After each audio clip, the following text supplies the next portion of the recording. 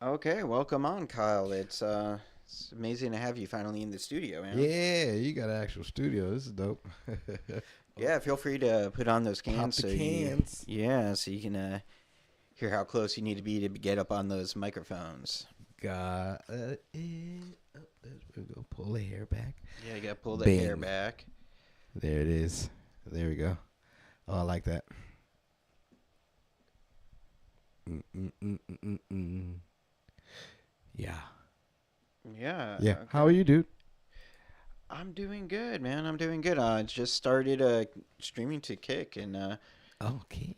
yeah, it's my first time, so I have no idea how it's going to look there. Yeah. Yeah, but yeah, it What?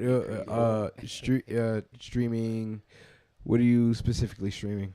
So I'm streaming to my YouTube, which is, that's the name of my new podcast. I am streaming to, let's see, my two YouTube channels. My YouTube channel, that's the name of my new podcast YouTube channel, and I'm streaming to Facebook and to My YouTube Twitch. channel is the name of your podcast YouTube channel. Is So that no, what no, you? I have a YouTube channel named Steven Rosenbaum, Oh, okay. and then I have a YouTube channel named. That's the name of my new podcast. That's the name of my new podcast. Okay, Yeah, I yeah. knew it was something in there. I was like, "Am I? I know I'm not missing it, but I have yeah." two cameras still off, by the way. Okay. Good for me.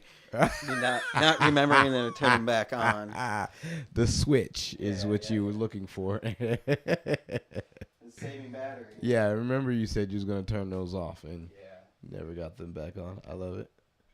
it's much more annoying for them to just go off in the middle Yeah. of the How podcast, long but- does your Canon stay running before it stops The recording? wide one cuts off at 29 minutes because it's DSLR. Yeah. But the other two cameras will stay on forever. Okay. Yeah, That's they dope. don't have they don't have priorities like that where they have like I've reached a moment. Yeah. I can't go Hey, there it further. is. Wide shot. Yeah, the wide shot, man. Yeah, you look good in that wide shot, Yeah, man. I like Yeah. that. Yeah. Good choice of clothing to wear. Oh, It's like- dude, you're popping with that pink. Yeah, yeah. It's very comedic. It was Yeah. the right outfit to wear for sure. Yeah, thank you. Oh man, so Houston is going crazy. They thought it was going to freeze and the whole city was going to shut down, but Yeah, that people ain't never happened. people are preparing themselves nowadays. They don't take it lightly when somebody says, "Hey, it could be pretty bad," because Yeah. Katrina and such. So it's just like, "Hey, it could be pretty bad," and people are like, whatever." And then it gets really, really bad. And they're like, probably should have left when they said so. Yeah, you probably should have done that.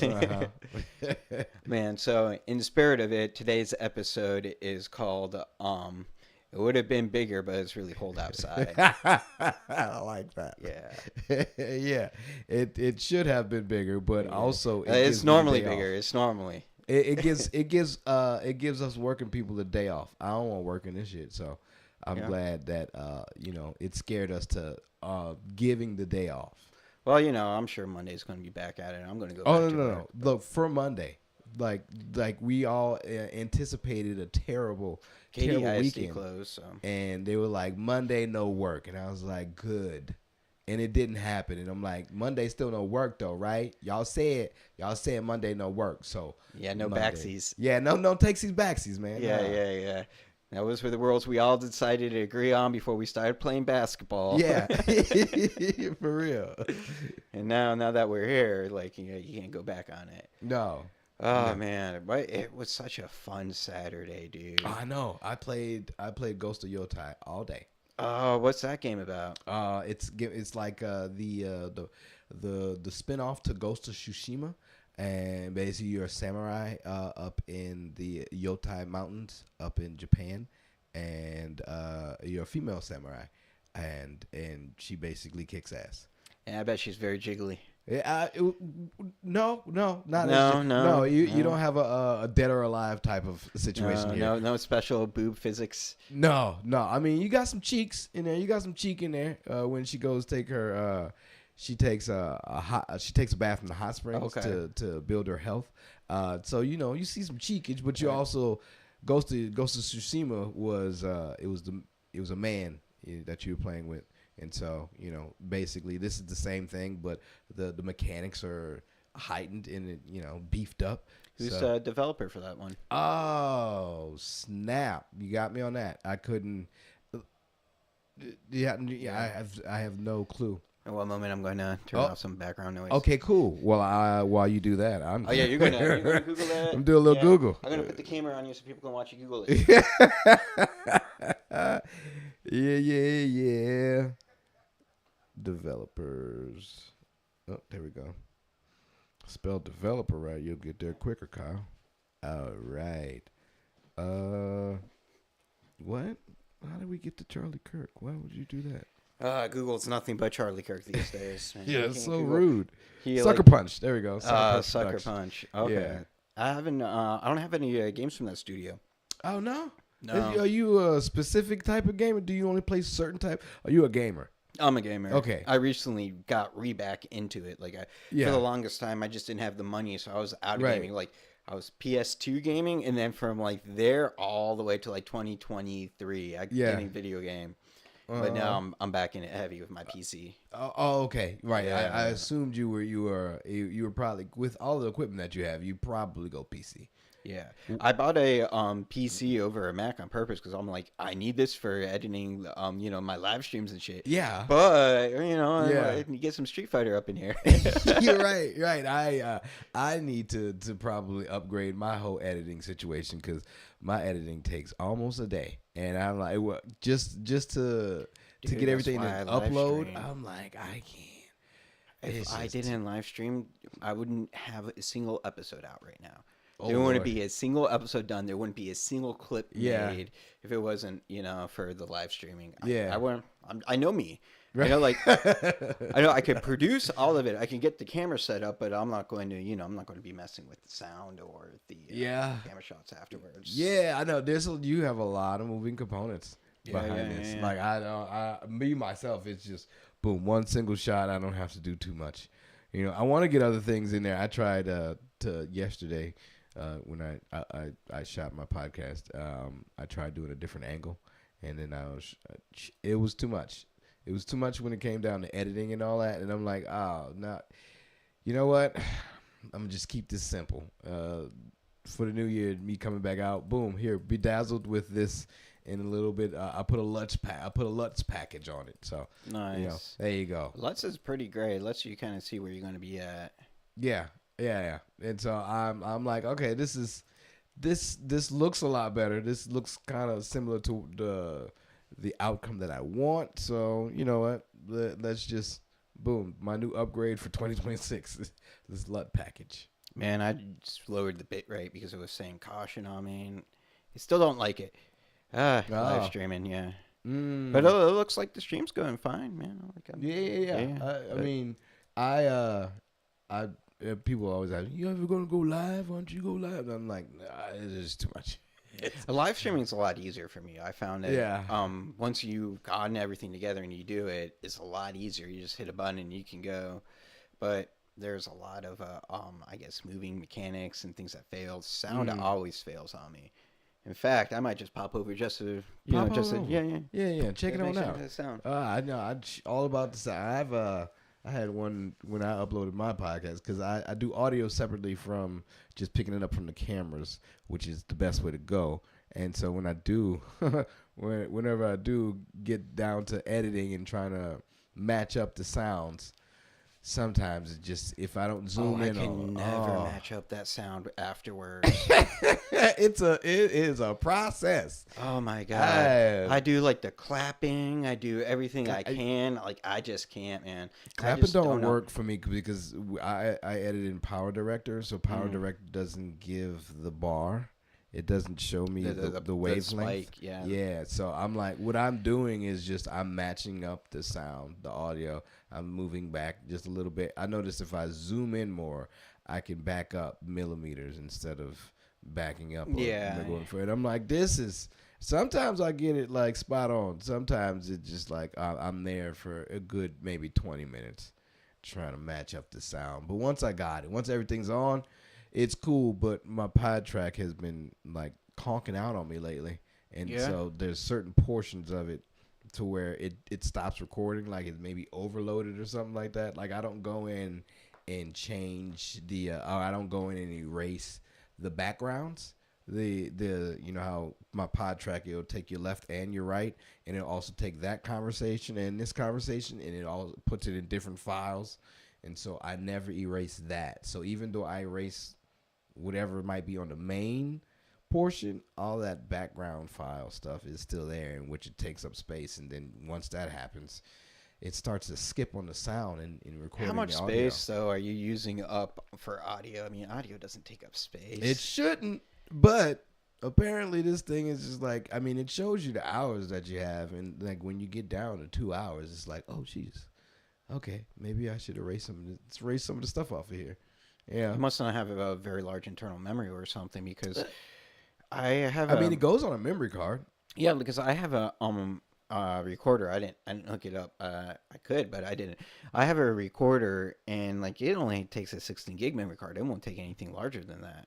Oh, I got something. Well, I mean, That's the what pod the track, largest- it comes with like the 4 ports and all that. It's just a small little MIDI, which is accessible for me just because I don't. What size memory card do you have inside of the pod I track? think it's a 64. It might be. Yeah, And that thing has 64. filled up. It gets around to filling up because what it does is like it takes both, like the files that it separates the audio, so left and right, and then it also your conversation and also my conversation, and it also has the conversation together, so you can pull. Yeah, you have each individual channel. Yes, exactly. And sometimes when I don't erase that and I just keep piling stuff on top of that, like I can erase just the original audio of everything together, and that's usually what I erase. But I still have like loads and loads of stuff from other things that I've done, because you have to go inside the file or the actual memory card to erase the rest of the shit.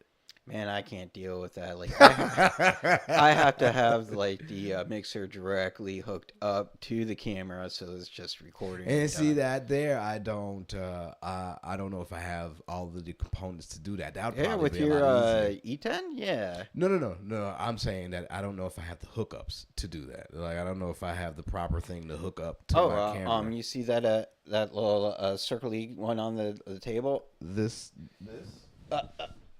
This one. Yes. This is the cable you need. Oh, don't have that. Yeah. Okay. That's the one that because That's good to know. Because oh my god, the I hate podcast having should to have sync a up. left and a right out, and then the line would go right into your camera from there. Yeah. I don't have that on the pod track. These? The where you red can and the run it- white. Yeah. Yeah. They don't Alright, have that I'd on have to there. see it. I'd have to see it. I could get you. Yeah. I know I could. Sweet. Because that man having to sync up audio is the fucking pits. I mean, can't. you still need to record that audio regardless. That's Oh, yeah, I record the audio, but if I can have it directly coming from the camera to my pod track, or from the podcast into your camera. yeah, Yeah, so you Yes. don't have to put it on later. yes, Yeah. that there. Yeah. That's doable. See, and this is how I upgrade. Because going rogue and just being like getting little things together from people that talk about, oh, this is what you need. Oh, that's what you need. I'm like, oh, okay. I'm a Frankenstein. You're just missing a cable. I need to see the back of it to see how its outs go out. But I could. I'm fairly confident I could get you there. Sweet. Yeah, no problem, man. That's helpful. Fucking curtains. No looking outside. No, see, outside. Yeah, I don't want everyone to see how. Anyway. I was like, is he gonna go there? Okay. Oh, Yeah. man. So comedy. Let's talk comedy, man. So when did you start doing open mics? And Ooh. yeah, when did you decide on the journey? I'd say around the age of 27. And how old are you now? I am the 40 now. You are the 40. Well, we're the same age, man. Yeah. That's I what's would I would say it around that time. Just and it wasn't a thing that I ever thought about. I never thought about doing comedy. Comedy wasn't on my lexicon of things to do when I got older. Like I thought I was going to be in the military or something like that, follow the footsteps of my parents, because everybody in my family is in the military. So I was like, oh, okay, I'm fucking be a Navy SEAL or something like that. And then a friend, a brother a friend's brother of mine. We went to a Saints game one day, and he was like, I was just being my normal self, being very observant. My type of comedy is very observational, shock value type of comedy, and so I was just going around, pointing things out and being myself, and it was very funny. My narration of the world around me is pretty ridiculous, just how I think about things. And he was like, dude, man, you're funny. You ever thought about doing comedy? And I was like, no, never thought about that. And then right there it clicked. And then from then on, I got bit with the bug. Like, I didn't go immediately to do a comedy set or something like that. Nothing like that. I told my friend for the longest that I work with, because I was always in electrical. After Katrina, I did electrical. So as I was doing electrical, I was telling him, hey, man, I wrote a set, man. I'm gonna go do it. He was like, hey, you tell me this every week. Every week you say you gonna go do comedy, and every week you never do it. But you say you got something funny to say. Stop telling me until you go do it. And I was like, hey, all right. Yeah. You didn't be mean like that. Yeah, and someone put you in your place. He didn't be mean like that. And I was like, all right, I got you. And so usually when somebody tells me that either I can't do something or, man, don't tell me unless you go do it, I'm like, all right, I got you. And then I go do it. Yeah, basically. Challenge accepted. And and it has been that ever since. Well, now my comedy has mainly shifted over into, it's morphed into comedy poetry now, because now I'm more on poetry. No, it's still comedy, dude. Yeah. It's 100% still comedy. Yeah. Like, everything that you spit is very funny. Yes. Which are the intentions, because comedy is the mainstay. That is what got me to where I'm at. And I think comic. I think that everything in my head, even though I try to be serious, it's always going to be something silly. And I can't help that. So, but I'm as with you there, man, it's so hard. as being a poet, you look into it more now. It's kind of like me being a comic, taking the outside perspective on it and then looking at it on mushrooms, basically. Like, wow, what? yeah. As I diagnose what a comic is, and as I look at comedy, I'm looking at it as a perspective as a poet. And poets usually take things and break it down into deeper sections. And so I look at it as comedy, as I'm like on an outside perspective on mushrooms, basically. Like I see it as a higher entity than what it is, just for what I'm doing with it. Just because I'm like, certain things that I do, I break it down as a poet would break it down, but I put it in a stanza as a comic would write out bits. So it takes me a very long time to come up with other comedic poetry works. But once I get to it, once I'm down there, once I've completed it, people are like, dude, that is like the latest one that I have is The ED in Me. And basically it's a poem about erectile dysfunction, but it's the silliest shit ever. And the cleverness that God has to go behind it just to be like, I talk about erectile dysfunction. So in the sense of like, you nut too fast, I came too early, basically. So one of the lines is, I showed up like I forgot to set the clocks for daylight savings time. I came too early. And the play on words is just very silly. And also, that's where you like to be, right there in that little space between the play on words and like the actual commitment to the poetry. Yes, basically. So it's something that people are thinking about, but also be like, this is, all right. I understand what you're saying. I understand what you're doing. It's just like hilarious. But then that's fire that you did that. And actually, in this sense of being a poet that does my poetry the way I do, in a comedic style, it actually like garnered the conversation for people to be like, yo, even though that's very silly, you are talking about a serious situation. And I have this problem as well, to where I am in my head and to where sometimes my dick don't work like it's supposed to. And I'm like, Yeah. Yeah, See? it was. You Yeah, see, that's see what exactly I'm what doing? it was, yeah. It's just like so. I understand that most of these are most of the things that I do.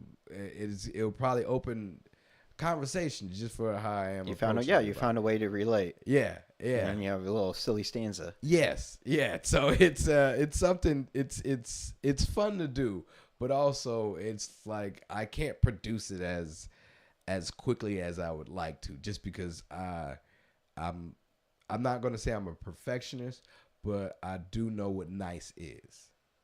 Basically. You won't put it out if it's crap. Yes. Yeah. Yeah. Yeah. All as painters, it's always crap, and it's never time to put it out. Yeah. You never get there. I can understand that. Yeah. Like, I go back and I layer up. So where do you see the comedy mutating to for you? How do you see it evolving? I mean, this is the evolution of it now, just because I see that poetry now, from what I thought poetry would have been, was just like, oh, yeah, bananas, apples, oranges. Yeah, smooth, baby. I thought it would always be that. And now that it is not that anymore, to where that poetry is something to where people are not expecting to laugh. It's always something sad, somber when it's in a poetry environment. But now these poetry environments are changing to where it's beefing up. The poetry scene for me now, it feels like what I went through when I was a comic. Just straight comedy, like not even mixing everything together. Now it's kind of like, oh, I can go these places and be myself with what I'm doing. And mainly, a lot of it is comedic, and basically the sets and stuff that I get to do is all comedy based, but it's an audience that are full of poets. It's an audience that is there for poetry. And so I'm like, I kind of, it feels like I found like a little loophole or like a cheat code, just because a comics audience isn't the same as a poetry's audience. Audience at all. Yeah. So, yeah. And for that poetry audience to be there to laugh instead of to be there to be like expression. Yeah. Because normally, like I've been to so many poetry open mics. Like I have terrible poetry myself. I feel you. And I've been to a lot, and I've been to some that were both comedy and poetry, where I go up, I do my poetry. Half an hour later, I do my 5 minutes, and they weren't the same. And what people wanted from poetry was a lot different, but. Mm-hmm. But yeah, like you can find that in slams when it comes to which I don't care to do slams, but slams is where you really see what a poet can do with an audience. Like being able to capture an audience and then swaying that audience by what you have captivated them with.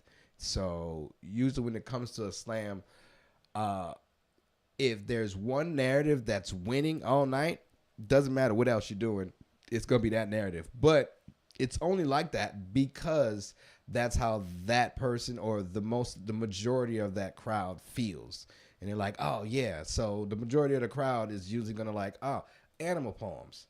And so the majority of the crowd are like animal people. And they're like, oh, yeah, this resonates to me. So it's going to sway more for people that are doing animal things. Kind of easy. So...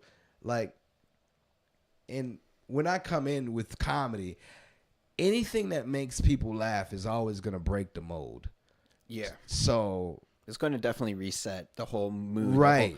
Like once you come in, if everyone is like, this is a poem about my first miscarriage. Yeah. Baby deep inside, I never felt you more alive until the day that you came to say, hey, but God is with you now. It's so sad. It's so sad. It's the saddest poem. And then you come in and you're like, my ED. Yeah. Exactly. It's like, wait, what are we doing? And it's like, hold on. I got to switch emotions immediately now? Yeah. You giant hardcore reset of the room. Yeah. Sure. And so that is,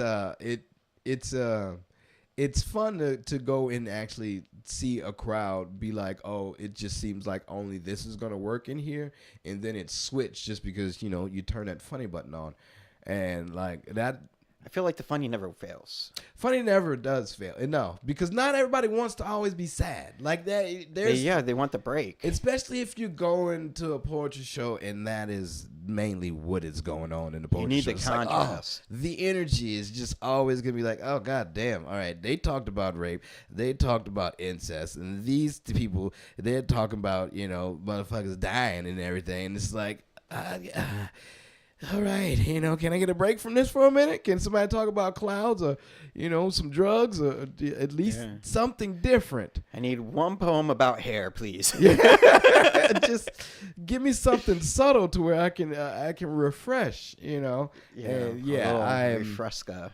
I am that refreshment, and I try to stay that way. But to be that refreshment, I don't want to be, I don't want to be lagging behind poets because poets are nice themselves. So as a comedian, I'm coming in like the wolf with the sheep clothing on, and I'm like, I'm trying to hide and blend in. I'm really this over here, but hey, like I think I can. So I gotta be well enough to say that I can actually fit with this community. And I mean, I've done this long enough to where I can slide back and forth between both communities. But what makes me feel comfortable is, boom, let me stay on this poetry side, just because everybody in here, you don't have degenerates I mean, you do, but it's more of a prettier scene when it comes to that compared to a comics room. Yeah, there's definitely less snowblowers there. Yeah. So it's a like, I just remember the last few rooms that I was in, doing comedy itself. Like very, very difficult. Not as difficult, but I understood that, the people in the front row, they had their feet on the stage, which was crazy. And it's like, you right here with your feet on the stage. And then, a few people down next to them, drunk as shit. It's always a motherfucker that thinks that, oh, they know your joke or something like that. Let me chime in. Or, you talking to me. We are relating on this joke right now. I have something to say as well. And it's like, this wouldn't happen in a poetry room. Usually somebody would probably just be snapping their fingers or jingling some keys. Nah. They'll take a second and I'll be like, time to be respectful. It's time to listen to the next. Yeah. It's Kyle's turn. Everyone listen to Bradley. Now it's Kyle's turn. Kyle has some nice poetry about ED. Let's give him a listen. Man, I'm glad it don't come in like that. It is more welcoming, in these rooms. And the hosts are like everything is beefing up to where that if comedy and poetry and rappers all just came together and just ate off of the same plate, like everything would be great. Like, but it's finally getting to the point to where rappers and poets are kind of meshing, and then comedy and poetry is meshing. So you'll see a lot of comedy, poetry extravaganzas, explosions and shit. A lot of that's happening now, just because it's like, why haven't we never just tried to combine this before? I mean, it's art. It's art forms. People were holding comedy back for the art forms. They weren't considering it a stage piece for the longest time. You're not real artists if you're doing comedy, and that's why you never see those grants for comics. Is always for playwrights and theater producers. Like, you have sometimes music, less than music, but it's never for comedy. Like, it's crazy. It is super crazy. It seems like the world is ran on comics. Comedy. We're the ones who come up with all the ideas everyone feeds off of. Right. But it's always been that way, man. Like, comedy's less. How do you feel about the? How long have you been doing comedy for? I've been doing comedy off and on since 2019. Okay. Yeah. So I'm on the off part right now. I'm in the off part of. So you've seen the shift of comedians come from L.A. down to Austin, and the whole little boom of comedy during. I saw these years. Biggest change was that post pandemic comedy. Right. Like getting to rooms, like all of a sudden, like hosts that were messaging me, you want to be on the list, were just like ghosting me. Yeah. Like people that I knew, like were just gone. Like the scene changed. Like no one said nothing. Like websites weren't being updated. And then like there was just like the old crew went out, and then like a new crew came in. Yeah. And like we saw some new people, and they were starting to do the same things that we were doing before. Like starting to host, starting to produce, things like that. But Right. like it was like, it reminded me of when I graduated college and like around the housing bubble, and I was like trying to get like that internship to turn into a job, and they're like, no real jobs right now. Yeah. Sorry, like check in next year, and then like the next year, like, well, I got a bunch of new college grads, so I don't really need you. So it kind of felt like that. Yeah. Yeah, like the post pandemic shift of like comedy, like Yeah, because now that comedy is where it's at now, it is crazy because all of the comedy that I grew up watching, not all of it that I grew up. Okay, so my syllabus to comedy comes from podcasts, basically. What taught me to do comedy and how to be a comic was listening to like Joe Rogan and fucking Joey Diaz and whatnot, Yeah. and so like I took the pieces from that because that's what they used to talk about. It's like, oh, this is comedy, and this is what you need to do. Boom, cool. I took that and applied it to my life as this is what it takes to be an artist or a comic, and so I continued that, and now that these are the people that I watch and that I looked up to, it seems like it's not, these are the motherfuckers like I don't want to look up to them anymore now that I'm at the stage to where I'm at, to where I know more shit, and it's like, all right, y'all aren't from when I first started fucking with y'all, this is what y'all were at, and this is how y'all look to me. But now it doesn't look appealing to me now, especially because people on YouTube are breaking your life down, which is wild. To where they're breaking it down to a T, to where the things that I think about them, I'm like, man, it seems like this person is doing that. They are saying it and then adding more on top of that, and I'm like, oh, this is crazy because And the accuracy of it. You haven't seen them? No, I mean, like I know they exist, those but videos. like I don't see those videos.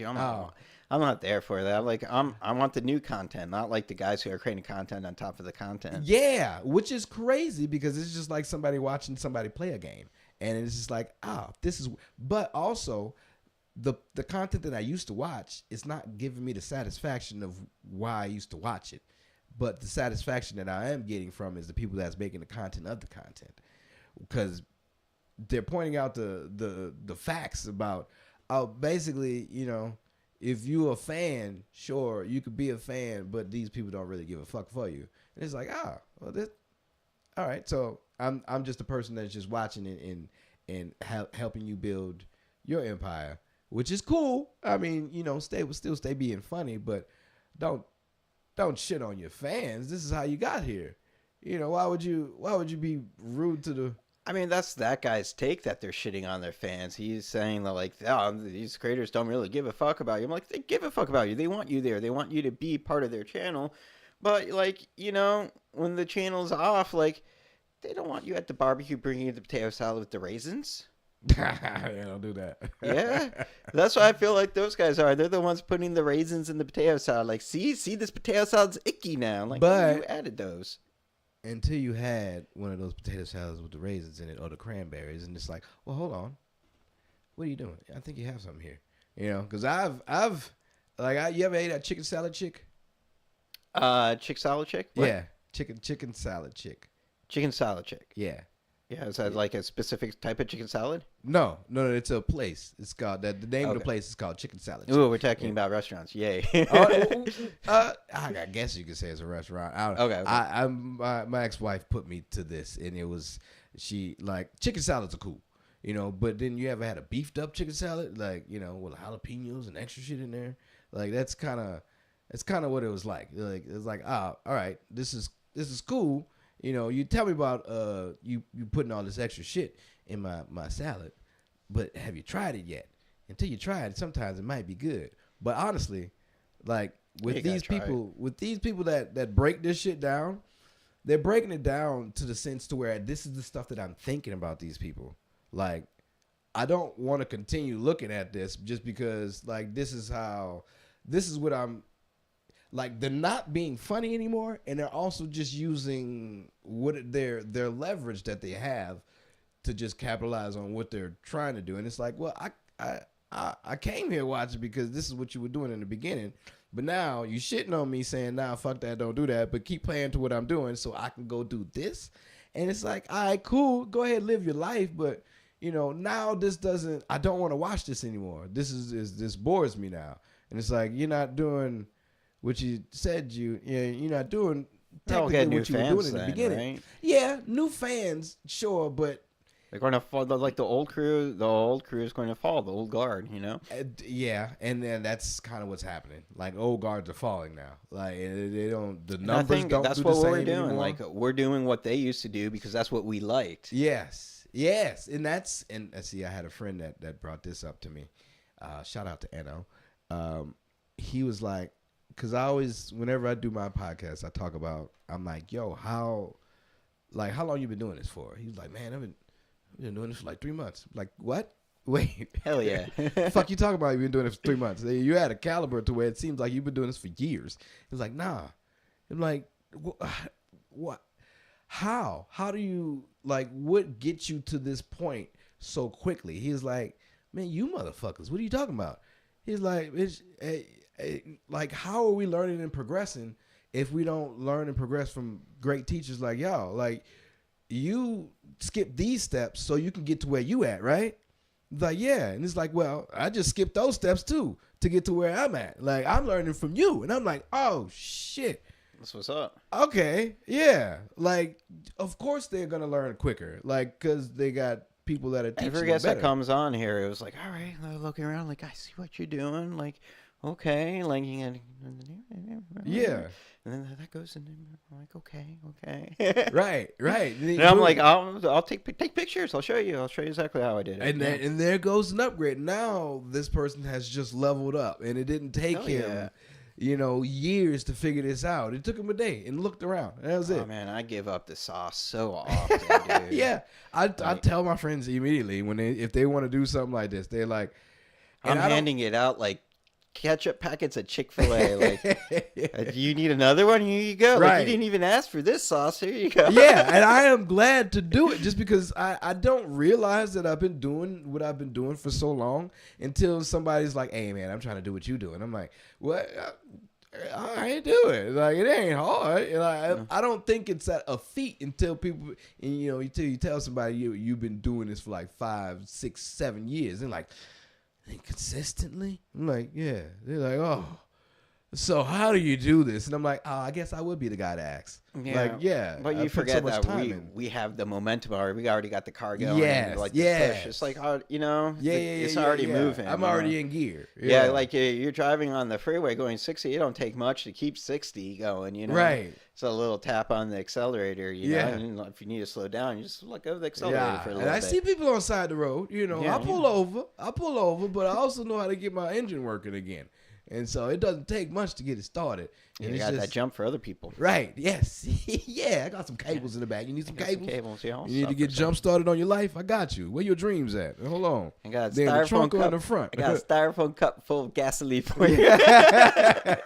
Come on. We gonna get these dreams going. You just got to start somewhere. That's what people always worry about. And it's like, you've never started. You keep thinking about starting and saying that you're gonna start. Just start, and then things, you progress from there. Even if you don't have everything, just go. Like, I didn't have all the shit that I have when I first started. Like, you weren't doing poetry then, even that too. It was just, I had a fucking omnidirectional mic and a computer that was too big to fit in anything. And I was like, let's get it. We gonna go around and try to do these podcasts. And people was like, man, podcasting too, yeah. Yeah. That's been around for. I like your podcast, man. It's simple, man. It's just done. I gotta keep it. And then you got the It's like too I was much like of- a fern behind you. Yeah. But like Big I'm old like I need elephant some here plants. plant. There's no plants in my room. Yeah, and see that is the simplicity of it is because that third space being at the post, I don't have to ask anybody for anything. I could just set up as long as people are comfortable. Once I put the cans on everybody, people get comfortable and they just kind of like forget that they're in an area where people are just walking around and staring at us. And so, and I did a finding that podcast space. at a Incredible Egg. Ah, Yeah, we were in Colorado and we did a podcast. It was just an audio podcast, no video. yeah. But we did it at the Incredible Egg, and it was amazing. Yeah. So was breakfast. Yeah, it's fun. And see, yeah, I like just a good environment with color. Like color is just because it's something that I like whenever I look at the videos. So whenever color I do, is super important to me, dude. Yeah, that's why I wore this shirt. Right. Oh man. And you mentioned it. Yeah. The shirt's popping, man. Yeah. I appreciate the shirt, man. It looks really good in the photos too. Yes, yeah, and so I understand, and in the big old green elephant here with the purple couch, and then just everything else around it, and then, like me being in the center, us being in the center focus, and catching everything else, and then the conversation being grand, like it is, like I realize that I'm like, oh, this is natural for me right here, and like people, I've had so many people ask me like, hey man, it was a great conversation that you had with such and such. Man, how long y'all been knowing each other? I'm like, oh, I just met them that day. It was like, what? I was like, yeah. I mean, most of these people I don't really know like that. They're like, dude, it look like you know them for years. I'm like, nah, it's just my personality, I guess. I can't help but, I mean, I know what we're going to talk about, especially if we're all on the same accord of being creatives and artists. It's easy just to tap into a great conversation. Oh with somebody yeah, like that. absolutely. Yeah. I only think there's 3 questions really to ask you. No, I'm serious. It's only really like, where do you come from? Yeah, Where that's are good. you going? And who are you currently? Like, Yo. those are like everything else is just a variation of those 3, right? Yeah. Like where do you see your comedy, evolving? Like, that's just where you going. Like, I'm like, how did you start? That's like where you came from. And Yeah. like, where you're playing now? What kind of shows you doing? That's like who you are right now. Like, yeah. there's only 3 questions as far as I can tell. I've never Yeah. compartmentalized it like that. That's good. Did you learn? I need that in my head just so there's so many things that go through it, and I'm like, oh, this is good. That's good. That you're doing it correctly. You just didn't know that this is what you were doing, basically. Mm-hmm. So I feel I feel extra good now that you said that. Oh. Okay. I mean, obviously, there's 1,000, 100,000 more questions you can ask. Yeah, the way- derivatives of that. and then but- like where the podcast can go. But right. But like that's all. Like that's why you came here for. Like Yeah. to talk about where you're going. Like Yes. to talk about who you are. Like And the thing that I've learned from listening to Joe Rogan and Joey Diaz and all them in the rest of these podcasts is that flow state occurs within like 20 to 30 minutes. 20 to 30 minutes of a conversation or anybody just having anything. They will tap into a state to where everything just flows on through and you don't notice, but I try to be conscious and aware of it when it does happen, just for the fact that I want to, because I am the producer in everything of what's happening around me, and I got to make sure that shit is on point, because I don't have all the bells and whistles that'll tell me, hey, this is off or that's off. I just got to make sure. And I'm starting to utilize the technology that I have more because I didn't before. But now, what do you mean by that? Like my camera comes with a Bluetooth. Never decided to use it until now. Now I have an app that can hook up straight to my camera to where I can see whatever I'm shooting from my camera instead of having to flip the screen around, and I can adjust from there. And I'm like, yeah, you could use that's that app so you can see your image on your screen and use it like a video transfer. I would have never thought to do. I'm like, okay, my screen You flips. could use I'm that good. Same feature I think to live stream with too. See, other components that I would have never known, and the which is fun to learn Dude, different things. I love the live streaming so much. Like, I learned so many different ways to do it. Like, Yeah. so many different ways to solve the problem. Now, is it? Do you worry about people viewing at the time when you're live streaming? I'm hoping that they're viewing at the time of the live stream. Like, Yeah. I'm hoping that they're there right now, and then like they're there and they're commenting, and then I'm just not, responding to the comments because I don't have the YouTube open. But that's what I'm hoping for. I'll pop it open right now and see if I People can. viewing at the Oh, time. yeah, I Oh, got look at that. Yeah, It's yeah. all- I'm hoping that I love it. that's why I don't view it. Because that's I don't have any. So does it help the channel when you do live? I don't know if I'm getting more views because I'm live streaming it. No, I don't think so. And that's the thing too, which it baffles me as well. I'm like, I don't know this many people, but also this many people are looking at my content, which is like, I'm still trying to get over this imposter syndrome that I have, and it's just like, I know I'm doing the correct thing that I'm supposed to be doing. It feels good, and I want to continue doing it, but I don't want to feel fake. Like I'm faking anybody, because I'm like, I don't know these people, and I do appreciate them watching and viewing. And it's like, but what are you watching and viewing for? No, be grateful. Because, Yeah, I know. So like I didn't really realize, how many people, just listen to podcasts because they're at work, like Yes. they're loading stuff, Same. they're doing something, and they're not, maybe they're listening half of the time, maybe they're listening fully, but you're creating something for them to be able to have new stuff, up-to-date stuff. Right. Like, because, that new music feel, that new Yeah. podcast drop, like, even if you didn't see last week's, you wanted to see the new week's first anyways. I definitely put Danny Brown is a podcast that I love to listen to, just because Danny Brown is very authentic and he is himself. So the Danny Brown Show, he is somebody that I haven't lost the feel of listening to podcasts, basically. So Your Mom's House was one of the podcasts that I listened to faithfully.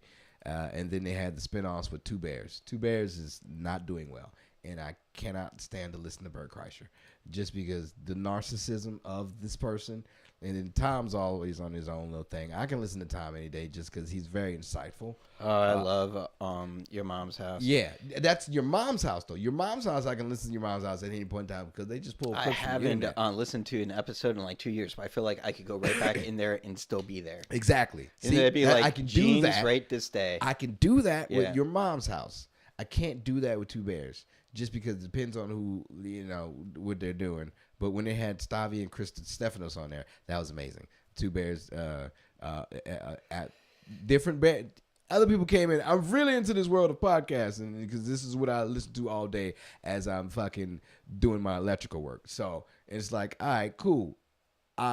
Danny Brown is authentically himself, and he tries to catch himself, which is funny because like he's just a straight hood dude from Detroit, and he a rapper, but he's a I can't say flamboyant. He's more on the metrosexual side, I would say.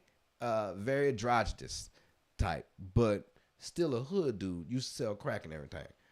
Fuck fat bitches and shit. Like that type of, I'm in abandoned houses. His socks match, but there's a dime bag in them.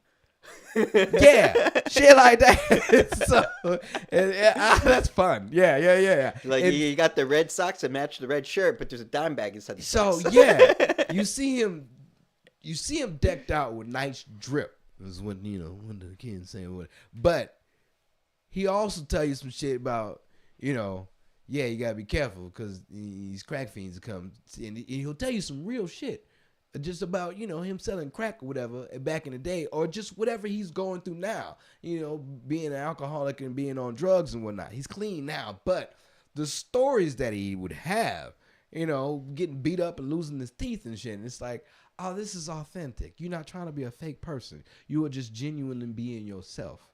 And that's what I like. People being themselves. Now, other motherfuckers that are not like themselves, like Kill Tony and shit, like I can't do it. I can't do it at all. Like my brother, hey, you watch Kill Tony? I know you didn't, but I'm just gonna ask anyway. I'm like, motherfucker, I don't fuck with that shit. I like to watch Kill Tony because I'll get a chance to see some of my friends on. And see, that's the like I'm super super stoked. Like Timely was on there pretty recently, and that was Timely awesome. Rain. Like Yeah. you see Shout people. out to Timely Rain. Yeah. I myself, during the time before Kill Tony was a big thing, I moved out to California. Hence why I have an 818 number. I moved out to California to be. I don't have your cell phone number. I'm an Instagram. Yeah, message. that's It's crazy. been maddening. That it's has been crazy. maddening trying to get I that was like, response. why do we not have each other's number? I thought we did, like but that. yeah. And so, like, I lived in California for a year, and during that time, like, I have a friend. She used to work at the bar, but now she's on SNL and shit. Oh, and snap. She's not on SNL anymore, but she was, and I'm like, hell yeah! Shout out to Punky, but fucking Tony Hinchcliffe was doing Kill Tony at the time. He was having people sign up, bucket signs, bucket pulls, and all that. And when you go out to California, you can feel the vibe of the succubi out there, and it is fucking gross. Like motherfuckers that don't want to be creative, but just want to go ahead and suck all the wealth from everybody else that are being creative. Like, oh, you about to make it? Let me go ahead and latch on to you and just be your yes man. Fucking terrible. You can feel that out there. It's a terrible energy. And Tony came outside one day during after the show or some shit like that, and he was already reaching the status. We good? Oh snap! No, I'm getting okay. I'm getting excited about this story. It was... okay. Yeah, okay, cool. Yeah, he was already reaching the status to where he was a prick. He was a little prick. Okay. He was a little dick. So I remember he came outside one day, and Punky, she worked outside at the Comedy Store. She worked the outside bar. So you ever been to the Comedy Store before? Oh no, man! I have. I only went to LA once, and we didn't get to the Comedy Store. Well, you'll see the wall outside where everybody sign their name and shit, and then you come under the little awning and whatnot, and right there on the left, there's a bar, an outside bar, and that's where my homie she worked at. And when I first moved out to California, she let me stay at her place, and so it was like my college. Like my college before I went to college, I got to stay at her, check out the dorm rooms and shit, and be like, before you come to college, this college you coming to? Yeah, California Comedy Store, yada yada yada. So she finally working. She working there. She's always worked there. She's worked to take her way up, and she knows Mitzi and all that. And I get to meet Eleanor and shit, and then and me being a podcast head like this, motherfuckers is like. Yeah, I know everybody and the backstory about everybody. And so, meeting certain people out there, I was very starstruck. And it was like, oh. And so Eleanor was like, I can't wait to take you under my... It was cool. It was a cool time. But Tony, coming outside. And this, just, you can see the energy. And you know how when you put oil in water and everything kind of shifts? Like whatever might be in the water, it will separate from the oil when you put it in the water. You know how when that happens? Yeah. So basically, when Tony came outside, you see like the crowd just kind of like open up and shift, and it's just like, it was weird to me because I was like, why is everybody moving like this for? And because I'm like, I don't pay attention to shit like that. Like, I don't give a fuck who you are. Like, we all out here to do comedy and do the same thing. And so when I seen it happen, I looked behind me and I seen that it was Tony. And Tony was like, all right, everybody. Yeah, get away from the bar. Yeah, wow. And he shooed motherfuckers. And motherfuckers, I'm like, fuck you shooing right now. Like, are you serious? And then you see everybody back the fuck up. I'm like, and he looking at me. He's like, eh? I'm like, bitch, I'll beat the fuck out you out here. Who the fuck is you shooting? Like, for real? Like, and I looked at Punky, and Punky was like, hey, don't, just go ahead. I'm like, go. We letting them get away with this? This is how he act, and we just gonna say, fuck it? I'll fold this motherfucker real quick right now, just because, like, I don't like disrespect like that. And just because you at a certain status, that don't mean shit to me. Like, I don't give a fuck who you are. You ain't just gonna come out here and just think that, because you a certain person, you get to shoot the fuck out of everybody? Shoot? Nigga, what? I was just about to place my drink order. Oh, boy. It was crazy. I stood back and I was like, all right, you got this one. And Well, I mean, you didn't know the. Sometimes you got to if you don't know the local law, you know. Oh, well, no. I understood the law. I understood the local law. Mm. I understood that, if you want to try to get up on Kill Tony show, you got to know somebody that knows somebody. Like, I was able to get up on the Comedy Store stage and everything. Like, motherfucker was going to get me on Kill Tony to be pulled up out the bucket pool anonymously. No, I understood the whole game. Like, because I knew somebody that was in the game. I knew a few people that was deep in the game of it. Like, I was like, nah, I don't give I like where I come from when it comes to as a comic, how we ran. Nah, we don't do shit like that. We don't do shit like that at all. And if so, you catch these hands real quick, real quick. Like, so I didn't appreciate the disrespect, and now you see the arrogance of this motherfucker, and it's just blown the fuck up. It has gotten to this point, and it's just like, well, you see, you let him. You should have let me body him in the first place. He probably would still be this person, but I'd feel better about it. Yeah, I'm just, and from then on, I was just like, I'm never gonna. So anytime my brother brings it up, you watch Kill Tony? I know you didn't. No, nigga, I did not watch Kill Tony. I will never watch Kill Tony.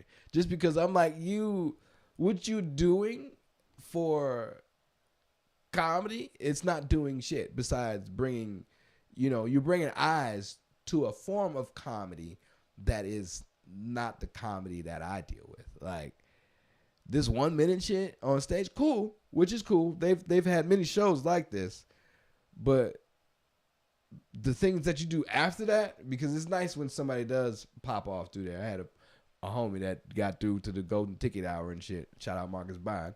He did Kill Tony, and a lot of people do really well on Kill Tony and do other shit, which is good for that. It's a platform. It is the whole situation to where you just gonna shit on somebody and shut them down, like that whole situation. I'm about to shit on you trying that. Like, I don't like that aspect. Dude, it's also the Kill Tony fans. They literally booed. The fan base booed saving puppies and kitties. Oh. It was like, yeah, I rescue kittens because there's a lot of kittens on the street where I'm at. And everyone's like, boo, boo. Like, come on, man. We don't fuck guys, like the like fans that. are fucked. yeah. You've garnered an your area fan base, of the internet to where it's like, oh, these are ride or dies. You ain't never gonna lose these folks. Like, you can in there. So yeah, they're also the same people who like to drown kittens. Yes. The dark side. It's like, come over here. We all got meth in our pocket, and we're trying to sell you Molly. Come on. Yeah, man. There's this one Kill Tony comic that they always bring back, and I don't remember his name and clues on him. And I just think, like, I'm pretty sure his whole act is like, I'm bombing, and it's funny because I'm bombing. Oh, I know you're talking about. Like, it's like, I'm doing bad on purpose and you should like it. Yeah, the red hair, he's a ginger. Yeah, I feel like there weren't any actual written jokes. It's just him, like, screaming and doing bad. Yeah, no, it's total Coach McGurk from Home Movies. Yes! That's a good reference. Oh, high five it over the table. Yeah, man. Yeah, that's an obscure reference. Dude, and, like, the episode of him failing as the soccer comic. Yeah. Like, that failure was the best failure I've ever seen, dude. It was so hilarious watching him bomb. That's the last time you'll hear fucking that one. Oh, now I can't get it out. Now, just because come on, man, you got this. Yeah, I know I have it. The one line of comic that I can't give out. I don't know. I'm gonna Google. All right, man. Yeah, cool that shit. Just because there's so many things going in my head, and there we go, and there we go. Mitch Hedberg. What the hell? The last time you hear Mitch Hedberg on something, because he voices one of the children on Home Movies. He does. Which voices Mitch Hedberg play? Let me find it. I'm a huge Mitch Hedberg fan, man.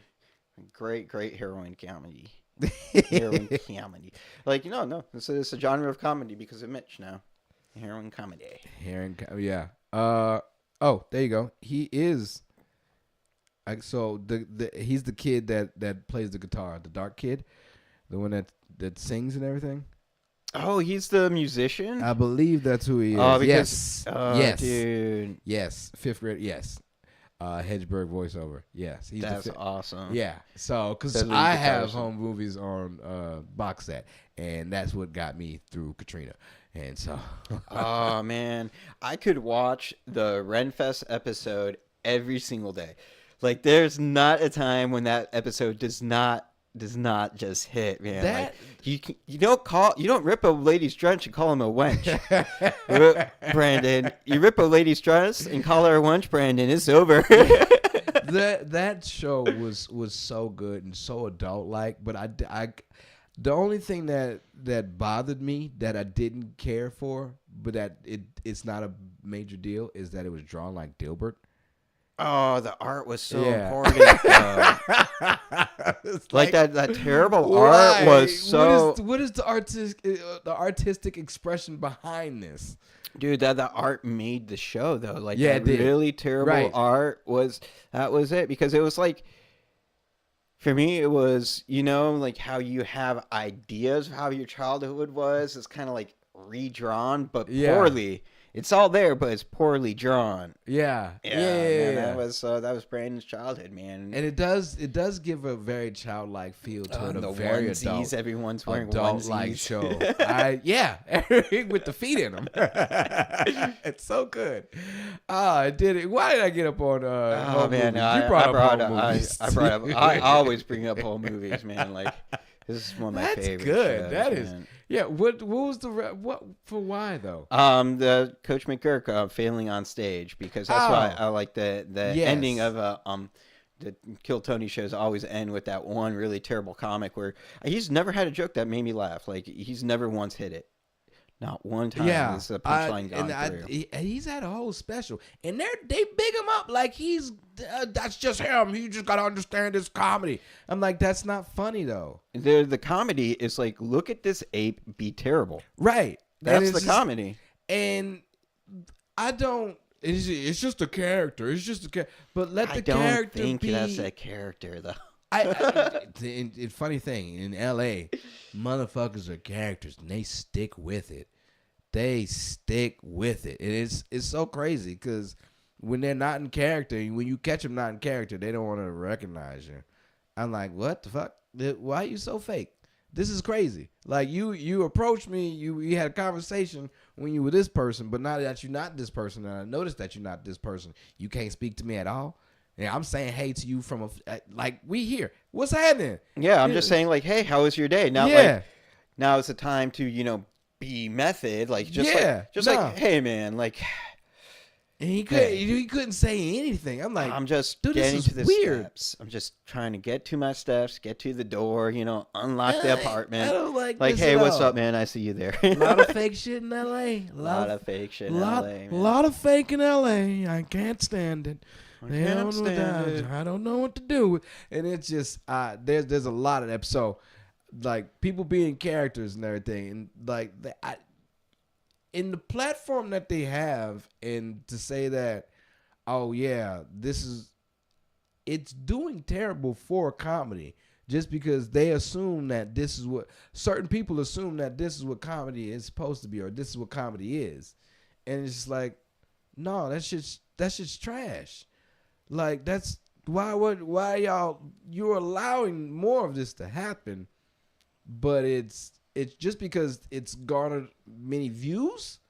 It's garnered views because you have this side of the internet that likes it, but you also have this side that's like, this is trash. And I'm about to tell you that it's trash. So I got to watch it just to let y'all know that this is trash. I'm going to watch the whole thing to let you know that it's trash. And I'm going to break it down and tell you how trash it was. And it's like, all right, well, see, this is, so you got people hate watching shit, which is, it's a lovely thing. I love to hate watch. But then you also have people that really love that. And it's just like, so you got the best of both worlds. This is a much Both different worlds. platform, like a 1 minute set. Right. There's comics. I know at least 20 comics who they are not even halfway done with the setup at 1 minute. And 1 Right. minute is nothing. Like, there's not a lot of comics who know how to write setup, punchline, setup, punchline, setup, punchline. That's my time. Yes, and So it's a great practice for those guys to be able to get a quick lick out, because when I first started comedy, like I felt like everyone abandoned the setup punchline for here's my story. Here's I was once at a 7-Eleven, you know? yeah. See, that's the thing, though. Like the true comics that are still true to comedy, like shout out to Dan Soder, like those people are genuine comics, like silly, like it's always gonna go for the joke, like they're right. Fucking Dave Attell, comedy, like straight up, like just listening to him. That have you ever watched Bumping Mics with Dave Attell and dude, Jeff Ross? Yes, that's dude. That right there, that's what I Jeff consider Ross, as like the roast master. motherfucking comedy. See, yeah, and you can go ahead and give props to Kill Tony, but have you ever just seen Kill Tony? Have you ever seen Tony try to be funny without having shit written or prepared? It don't work. I can't. I'm not good with being funny without having shit written. That's all what we do, right? Once we write material, right? Well, being off the cuff, like being a host. Most people that are hosts, they don't have material written. They're just able to go ahead and run off the cuff of whatever the subject matter was at that time. Jeremiah Watkins has like bucket pool shows to where you pick a topic and then you riff off of it, just like that. Being able to riff. William Montgomery is the guy that we were talking about. Yeah. That guy. To where it's Why just are you like, saying his name? Yeah, I'm so hard. I don't know, because I couldn't think of it, and I was like, well, there you go, that guy, that whole situation. Just like I tried to watch the stand up special that he had, and it's like this is what comedy's doing right now. I'm glad he's I'm got doing like it. aspects of being funny, but the setup punchline never lands. Yeah, and the delivery as well, and it's always being yelled. Like Godfrey yelled, but Godfrey would not Godfrey. Gilbert Godfrey. Yeah. I know what you mean. Gilbert Godfrey yelled all the time, but what he did, hilarious. And he said some very absurd things, and that was I loved it. I love that type of one line. Great. But this here, it's like what are we doing? Are you even trying? I mean, I see that you have a booklet down here, but is everything in capital letters? Like, it just seems so weird. Like, why the fuck you always yelling? It doesn't, like, certain things can be slowed down. I've learned to inflect when it comes to doing comedy or doing any types of sets, like being able to adjust the pitch of my voice. It tells a different type of story. And if everything's always one monotone, it's just like it's like watching a UFC fight and they're always just fighting on the ground. It's like, boo, what are we doing? You even learn that trick when everyone's talking real loud and you're just like, okay. Yeah. All right, guys. Listen. Good mic. Yeah, break. You start whispering to get people. Silence. Yeah. I like a good silence now. It's people, especially when people are paying attention, which is great. I'm like that there is comedy to me. Like, I like somebody that sits down and writes, somebody that's gonna put thought behind it. Jim Jeffries, his last special. Oh man, I love. Oh Jim my Jeffries. goodness. What you said about actors was so hilarious. So he went into a bit that like actors are all bullshit and has no real talent to be an actor, and that comedy, that's where the real talent is, because you have to actually sit and write. Yeah. But actor is all bullshit, and he said, I can prove it. I can prove it to you in this way. All right. Are you guys listening? Think about the best painter in the world, right? I bet you're not imagining an 8-year-old. But with the acting, like, they will give a Golden Globe to an 8-year-old child actor. Such an amazing, what a prodigy. No other industry was like, oh, he's a prodigy. You should let him be your electrician. He's a prodigy. Just acting, though. Yeah. Just acting. That's what you said. All acting was bullshit. There's a lot of people. There's a lot of people that's what they want to do is acting out in California. It's like, I'm good. This doesn't. I don't know who you are then. If you're It's really hard to gauge talent from an actor because, like I said, 8-year-olds winning the top recognized position of the sport. It can be won by an 8-year-old. Like, I don't know, like how serious. How high is this bar? You Yeah, know? yeah, Right. your industry. Mm-mm. Yeah. So yeah, I don't. I went to college for marine for biology because I wanted to be a marine biologist and drama because I wanted to be an actor. Okay, who's your favorite orthopod? Well, didn't go deep into marine biology. I was Okay, like, yeah, alright. but I do. I like orcas. I'm a fan of. Oh, I was getting into cuttlefish. Yeah, no, that is the only thing. I just wanted to do that free willy shit, and Oh so man. that's why I hopped into marine biology, and then I realized that we wasn't gonna do that at all, and I was like, No. this is not what I want. And then I thought in drama that we was gonna be on stage acting instead of reading Hamlet, and I was like, this is I don't read pimping. What we doing here? Nope. You know what? I'm out of this shit. I don't want to do this at all. You gonna teach me the history and the behind the scenes of act? Nah, nah. We ain't even gonna start with Shakespeare. You gonna start with this hard shit? I'm good. I'm good on all of this. I don't want none of this. And so I played rugby. That's what I did. I didn't even worry about all that other stuff. Dropped out of school. I was like, this ain't for me. And then I wound up becoming a comic. Oh, you mean you dropped out of college or Dropped out of college. There you go. Okay, Yeah, no. Because like high school is a little bit different. High school is different. High school is different. Yeah, anyway, I had my GED, but no, I finished and got a diploma. Nice. I did well actually. I didn't even have to apply anymore. After a while, I discovered drugs at the age of 18, and then I was like, I'm really smarter than a whole bunch of these people at this public school that I'm going to. You know what? I'm not applying myself anymore, and I think I finished with a 3.7 instead of a 4.0. It's like, Nice. yeah. Oh man, I didn't try very hard in high school, but my dad always was like, "We get through with your brothers, and then we'll wait and see." And I was like, "What about college?" I was wait and see. I'm like, "Dad, it's 2 months after I graduate." He's like, "Wait and see." So I went to community college. Yeah. and I paid for that shit myself. Oh, yeah. I went to. I had a scholarship for cheerleading for college, and Okay. yeah. I'm an amalgamation of a whole bunch of things. What And was your favorite chair? the partner stunt chair? I don't know. I don't know a damn thing about cheerleading. I don't know anything about cheerleading. Oh, you said cheer. I thought you said chair. No, because chair. there's a move in cheerleading that you do. It's called a chair, and it's partner stunt. It's See, part of that's how partner that's stunting. how little I know. My favorite portion in cheerleading is not the cheers. The cheers were very feminine to me, and I didn't care for it. But I was really good at doing the cheers, just because if I'm gonna do something, I'm gonna get real good at it. But I like the partner stunting. Basically, had taken the girls and tossing them up in the air and then catching them and shit on one hand or two, depending on what you're doing.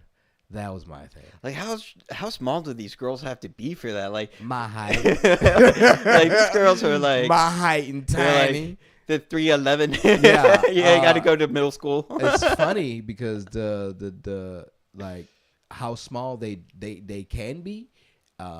Football players just come out and just do the partner stunning, but the girls were tiny enough to where you could do this and connect your fingers together. Not mine. I got tiny hands. Don't look at mine. The football players. The football players, right? They would come around, boom, and their whole waist is covered, and it's like, oh, you tiny, But also they like beefed up little pit bull packages just because everything tight on them and they're strong, But to be tossed up in the air and just rely on the one person. I mean, there's people that are out there to catch it, but to rely on that person tossing you up, oh man, I was so grateful of my person that I partner stunning with. I was like, you trust me? This is crazy. We are the same size. I should not be able to toss you up in the air like I do. But I was very strong. I was very strong as a child, as a young adolescent. Yeah, had a lot of piss and vinegar in there, and people I was the only cheerleader for like a year and a half. On an all-girl, so everybody women, and I'm the only cheerleader in high school. So that was a lot to deal with. Did you date any of them? No, didn't date anyone on my team, but I did have flings with other cheerleaders on other teams because we all go to camp. Right. So Also, it was campus. worth it. So, like the strategy, like Oh, all the guys talk about, like I'll be a cheerleader, and like no, well, well, yeah, it's but no, yeah, but it no, worked. yeah, true, cool, yeah. It's not really. I mean, the ratio is high, Mm-hmm. but also, you got a lot of butch lesbians on there. Okay. Uh, wait, I lie. Don't let me start the lying. Hey, we just started. There's We already started lying. We're going to continue that way.